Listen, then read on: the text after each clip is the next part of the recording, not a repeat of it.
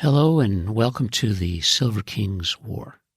I'm Michael Sievers, the writer, producer, and creator of this podcast series about my father's Second World War as a B-26 bombardier.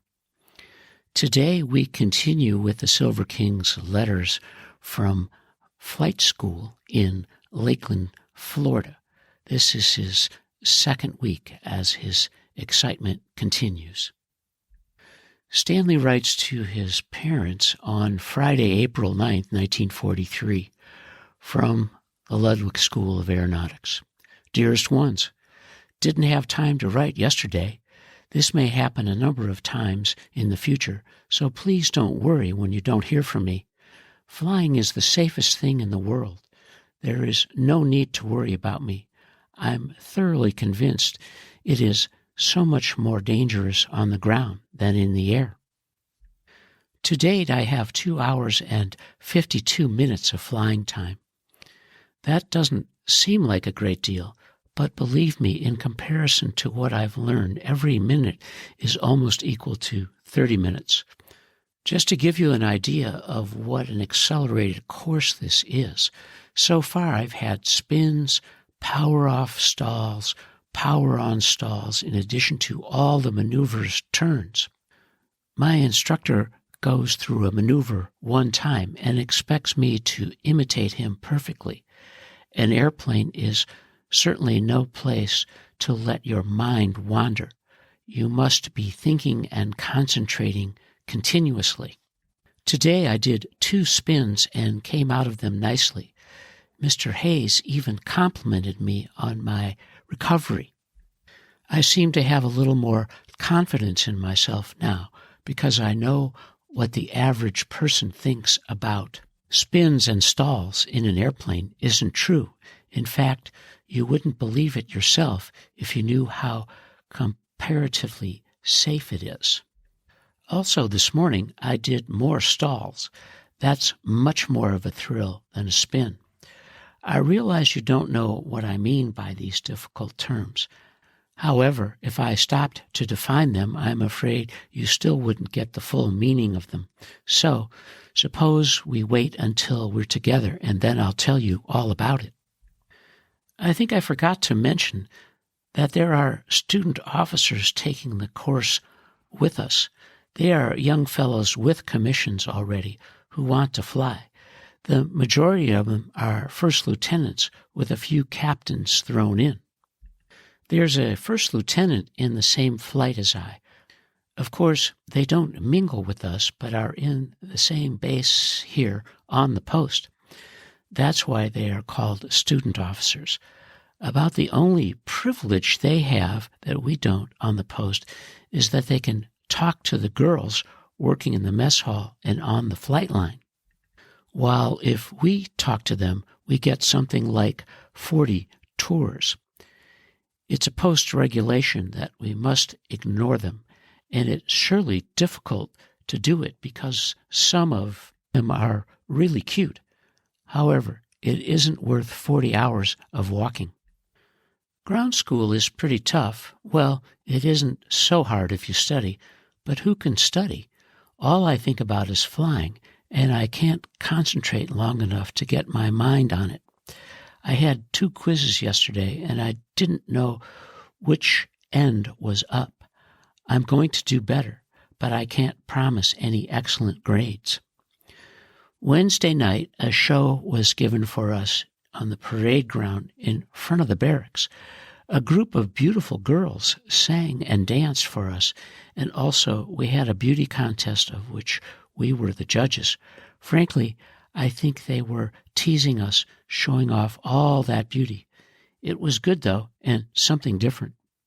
That's all the news for now. I'm going to write Leona today if I get another chance to write. Please write soon, and I'm still waiting for your first letter. Keep well, and love to Ida. I love and miss you, Stan. Stanley is excited to respond to some new letters from his family as he writes on Friday, April 9th, 1943. Dearest Ones, received both of your letters this afternoon. It was surely good to hear from you The mail service is good, so please write often. I know how happy you'll be to get to Chicago. I just wish we could all be there together. Nevertheless, I hope you have a swell time. I can just imagine how much fun Richie will have with his Mimi and Poppy. Mother, you had better stay as long as you like. Don't break up the trip to come down here because it's so indefinite as to when I'll have open post. The Commandant of Cadets told us just to forget about open post. We're to be in quarantine for 3 weeks, and at the end of that time, if the class's academic average isn't as high as it should be, we won't have open post. So you see, it's much too soon to be making plans. Go and have a marvelous time. I'm glad the picture came out good. I hope you can find a nice frame for it. I'm going to write Leona now, so we'll close. Keep well. Love to Ida. I love you and I miss you, Stan. And P.S. Don't send any food. I can't use it. Thanks just the same. The Silver King writes to his family on Sunday, April 11th, 1943. Dearest Ones, Sunday, a day of rest with nothing to do except sleep. I didn't have to get up until 8 o'clock this morning. You can see for yourself how many advantages this place has over Maxwell. It's like night and day in comparison.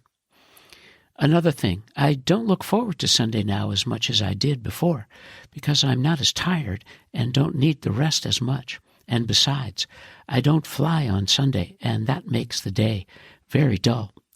I'll be content to fly all day, every day. After yesterday, I have 3 hours and 28 minutes in the air. That doesn't sound like a great deal for a whole week, but when I think of how much I have to remember, it seems like it was a month. Yesterday, I reviewed the turns, stalls, and spins, and went through the procedure of a landing and a forced landing.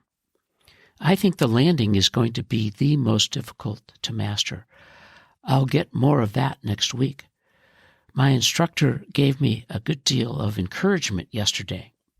He said if I continue to progress at the same rate as I have up to date, I wouldn't have any trouble with the 10-hour check ride. The 10-hour check ride determines whether a student has the ability to fly, if he's progressing, and if his judgment is as it should be. This is the ride that washes out most of the cadets. If I can get by it, I have a fairly good chance to go through. Believe me, when a fellow gets his wings, he certainly deserves them. You should give him all the support in the world because he really worked for what he got and isn't a 90-day wonder from Officers Candidate School. I pray to God I've got what it takes.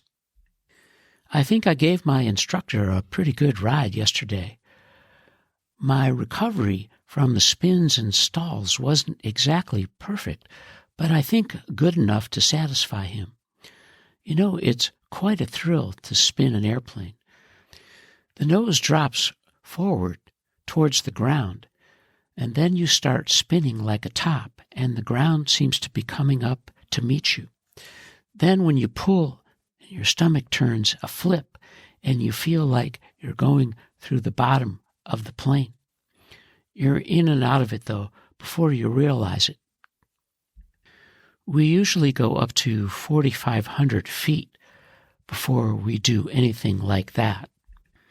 In that way, we would have plenty of room in case something should go wrong. And that's hardly probable, though, as the planes are trimmed so as to recover from almost anything you could get into. That's why I say it's even safer in the air than on the ground. Landing an airplane is a real ticklish job. When you come in, the plane must be absolutely level, so the wheels hit the ground at the same time. This is particularly difficult on account of the heat rising from the ground. The heat bounces a plane like it was a rubber ball. If I only have enough time to practice it, I might learn to do it as it should be done. In this game, time is of the greatest importance. One must learn to do everything fast and furious. If this was peacetime, it surely would make a difference. That's about it for now. I'll write you in Chicago next time. I know you'll have a swell trip. Give Richie a big hug and kiss for me, and tell him when he gets old enough, I'll teach him to fly. I'm feeling fine. This seems more like a resort than a part of the Army. I just wish you could see the post. You wouldn't believe your eyes. It's so beautiful. Take care of yourselves and keep well. Write soon. Love to Ida. I love you and miss you. Stan. Stanley is gaining confidence and feeling a bit more relaxed, and certainly enjoying the fact that his family's letters are coming through. As he writes on Monday, April 12th, 1943. Dearest Ones, it was swell hearing from you this morning. I shall try to answer all your questions as well as I know. My schedule for this week is the opposite of last week. Reveille is 6 a.m. with breakfast at 6:15. At 8:30, we go to classes which last until 10:30, at which time we have calisthenics for an hour. At noon, it's time to eat again. After lunch, I have my only free period of the day. I'm writing you at that time now. At 2:30, I go to the flight line until 5:30. Retreat is 6 o'clock and supper is at 6:15. From 7:15 to 9:30, we have a compulsory study period, and lights out is 9:45. I can see why you thought I didn't have much to do, but my day is fairly well scheduled to keep me busy. As for open post, I have already written you regarding that. I haven't the slightest idea when I'll get out. Quarantine is for 3 weeks, and then I can't promise I'll be out. It all depends on our academic average. As soon as it's definite, I'll write you. There isn't a place on the post that I can call you from. All the phones are public without booths. There is always so much noise I wouldn't be able to hear. You'll have to be content with my letters. There is no mail call on Sunday, but 2 a day during the week. I'm sorry you sent the box. Of course I appreciate it, but I just haven't room for food. Please don't send any more, and thanks a million just the same. It's about time to go to the flight line. It's terribly hot and awfully windy today, too. The ride will probably be plenty rough and bumpy. That won't bother me, though. I love it now, rain or shine. I don't have any recreation, such as a movie. That's the only thing this place is lacking. About all we have is a ping-pong table and a Coke machine. And come to think of it, though, I haven't much time for anything else. I'm contented as it is and have no complaints. Have a swell time in Chicago. I wrote Leona yesterday. I can imagine how happy she will be to have you. Give them my love. Must go now. Keep well. Love to Ida. I love you and miss you. Stan. This is the end of Lakeland Letters Part 2, as our hero, the Silver King, is about halfway through pilot school. And you are listening to the Silver King's War.